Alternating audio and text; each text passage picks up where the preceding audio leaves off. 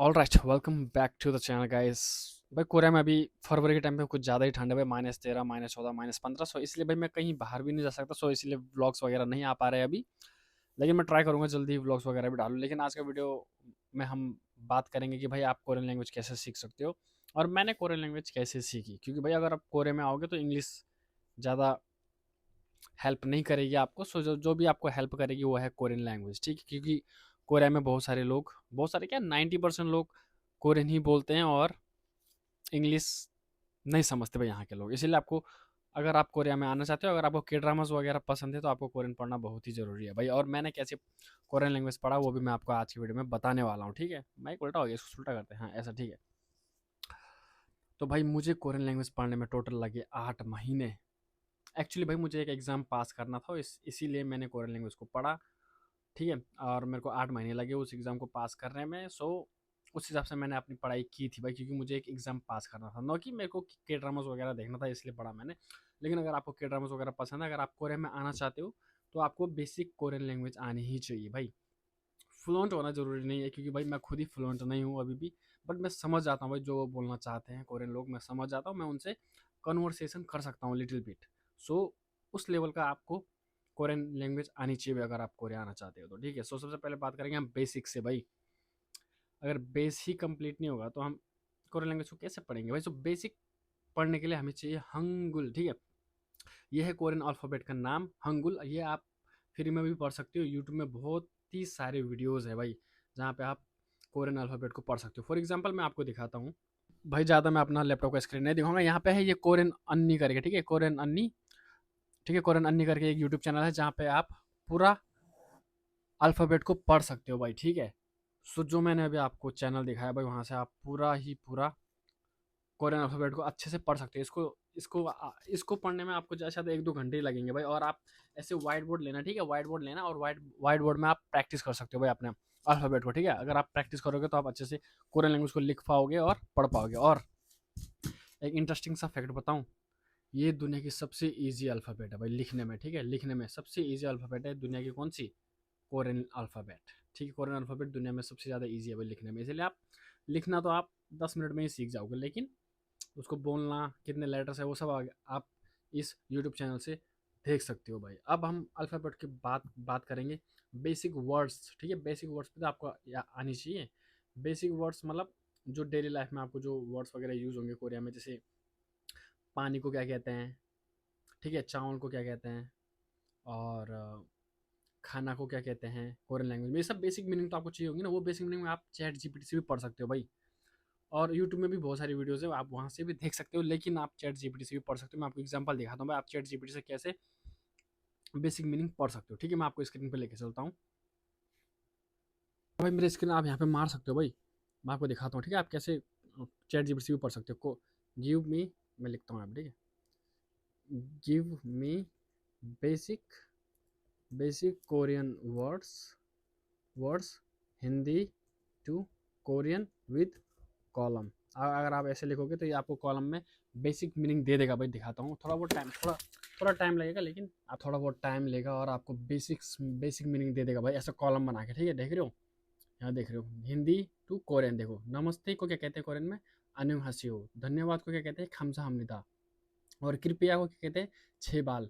हाँ को कहते हैं ने। नहीं को कहते हैं आन्यो। ये एकदम बेसिक मीनिंग है गाइस, और ये आपको आनी ही चाहिए, ठीक है। सो ऐसे करके आपको बेसिक मीनिंग दे दिए हैं कोरियन कोरियन में। अगर आप जिस हिसाब से आप टाइप करोगे उस हिसाब से आपको मीनिंग वगैरह मिल जाएंगे। जैसे गिव मी 100, ठीक है, मैं यहाँ पे लिखूंगा give me 100 meanings. Give me 100, आप गिव मी 100 करोगे तो 100 मीनिंग्स दे देगा भाई वो आपको। देख रहे हो, ये देखो, ऐसे लिखेंगे। प्रेम मीन्स सारांग मीन्स लव होता है कोरियन में, ठीक है। ऐसे शिक्षक को क्या कहते हैं? सनसिंगनिम, मतलब टीचर को क्या कहते हैं? सनसिंगनिम। किताब को क्या कहते हैं? छेक। और स्टूडेंट को क्या कहते हैं? हाक्सेंग। सो भाई आप चैट जीपीटी के थ्रू भी आप कोरियन बेसिक मीनिंग्स पढ़ सकते हो, ठीक है। आपको ग्रामर पढ़ने की ज़्यादा जरूरत नहीं है, ठीक है। अगर आप बेसिक मीनिंग ही कवर करना चाहते हो तो आप चैट जीपीटी का हेल्प ले सकते हो भाई। चैट जीपीटी में जाओ, जिस हिसाब से आप लिखोगे उस हिसाब से आपको रिजल्ट मिल जाएगा। चैट जीपीटी आपको बहुत ही ज़्यादा हेल्प करने वाला है भाई लैंग्वेज सीखने में, स्पेशली मीनिंग्स में। और ग्रामर भी सीखना चाहते हो आप, वहाँ पे ग्रामर भी सर्च कर सकते हो, ठीक है। कोई भी ग्रामर पॉइंट लो और चैट जीपीटी से पूछो भाई give me detail explanation about this grammar, आपको पूरा ग्रामर भी मिल जाएगा भाई। इस तरह से आपको बहुत ज़्यादा हेल्प होने वाला है कोरियन लैंग्वेज सीखने में, वो भी चैट जीपीटी के थ्रू गाइस। एक ही सांस में बोल रहा हूँ मैं, ठीक है। सो मैंने भी भाई चैट जीपीटी का बहुत ज़्यादा हेल्प लिया था, मैंने वहाँ से बहुत सारे मीनिंग सीखे हैं, आप भी सीख सकते हो। सो सबसे पहले बात हमने की भाई कोरियन अल्फ़ाबेट को सीखो अच्छे से, उसके बाद कोरियन बेसिक मीनिंग को सीखो, उसके बाद बेसिक सेंटेंस स्ट्रक्चर को सीखो भाई। वो भी आप चैट जीपीटी से ही सीख सकते हो, और यूट्यूब में बहुत सारी वीडियोज़ है, आप वहाँ जाके भी देख सकते हो। एक यूट्यूब का नाम मैं रिकमेंड कर देता हूँ, अगर आप इंग्लिश टू कोरियन सीखना चाहते हो तो वो है talk to me in Korean, बहुत ही फेमस यूट्यूब चैनल है यूट्यूब पर, आप जाके सर्च कर सकते हो talk to me in Korean. आप वहाँ से बेसिक मीनिंग भी सीख सकते हो और बेसिक कोरियन फ्रेजेस भी वहाँ से सीख सकते हो, ठीक है। उसके बाद आप किताबें भी पढ़ सकते हो भाई, और आप डेली यूज़ सेंटेंसेस भी यूट्यूब से पढ़ सकते हो, वो आपको बहुत ही ज़्यादा हेल्प करेंगे कोरिया में, ठीक है। अगर आपको कुछ भी खरीदना हो, कुछ मतलब आपको अगर कुछ भी पढ़ना हो, कुछ भी चीज़ें खरीदना हो, अगर एयरपोर्ट में कैसे जाते हैं, बस स्टॉप में कैसे चढ़ते हैं कोरिया में, वो सब चीज़ें आपको किताब के अंदर मिल जाएंगी भाई। जो भी डेली लाइफ में हमको यूज़ होने वाली सेंटेंसेस होंगे ना, वो भी आप पढ़ सकते हो यूट्यूब के थ्रू। तो भाई मोस्ट ऑफ द टाइम आपको यूट्यूब बहुत ज़्यादा हेल्प करने वाला है कोई भी चीज़ सीखने के लिए, और आप लिसनिंग करते रहो भाई। जितना ज़्यादा आप लिसनिंग सुनोगे उतना ज़्यादा आपका लिसनिंग बेहतर होगा और इम्प्रूव होगा, ठीक है। कोरियन लिसनिंग सुनोगे तो ही कोरियन आपके कान में जाएगा, तो ही आप समझ पाओगे अच्छे से भाई। तो भाई बहुत बहुत सारे मतलब, और प्रैक्टिस करो भाई, बोलने की प्रैक्टिस करो थोड़ा बहुत, उनको मिमिक करो, कोरियन पॉडकास्ट को मिमिक करो, कोरियन के ड्रामास को मिमिक करो, और उनको बहुत ज़्यादा सुनो, और कोरियन पॉडकास्ट को सुनो। जितना ज़्यादा आप सुनोगे उतना ज़्यादा आपका प्रैक्टिस होते रहेगा भाई। इन शॉर्ट में मैंने बोला आपको, आप चैट जीपीटी का हेल्प ले सकते हो और यूट्यूब का हेल्प ले सकते हो भाई कोरियन सीखने के लिए, और आपको एक्स्ट्रा पैसे देने की कोई भी ज़रूरत नहीं है कि आप कोर्स वगैरह ले रहे हो, वो वगैरह ले रहे हो, ऐसे कुछ भी करने की ज़रूरत नहीं है भाई।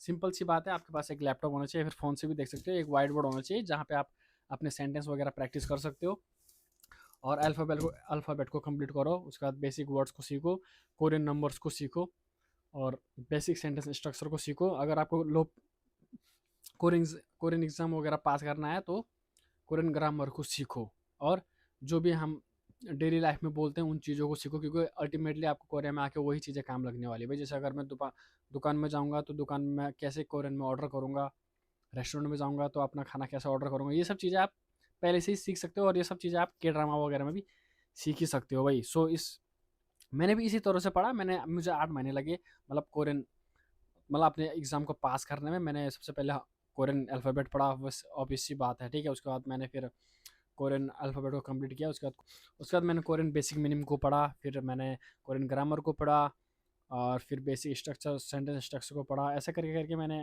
लगभग लगभग 8 महीने में 2000 से 3000 के बीच वर्ड्स वगैरह याद किए, क्योंकि भाई मुझे एक एग्ज़ाम पास करना था जो कि जिसका नाम है EPS, जो कि इंडिया में नहीं है, सो उसकी बात मैं नहीं करूँगा।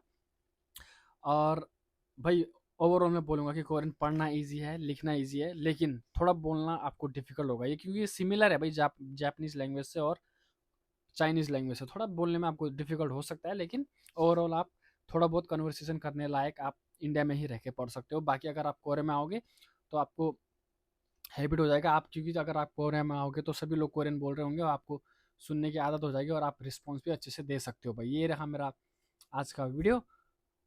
थोड़ा वीडियो बोरिंग हो सकता है, लेकिन भाई क्या करें, बाहर में जा नहीं सकता फिलहाल, इसलिए मैंने कहा आप क्या, अगर आप कोरिया आना चाहते हो तो आप कोरियन लैंग्वेज को पढ़ सकते हो भाई अच्छे से, क्योंकि इंग्लिश यहाँ ज़्यादा काम नहीं लगता है। तो ठीक है भाई, अब आज का वीडियो हम ये तक करते हैं। So thanks for watching and see you in the next one guys, bye, take care, see you in the next one.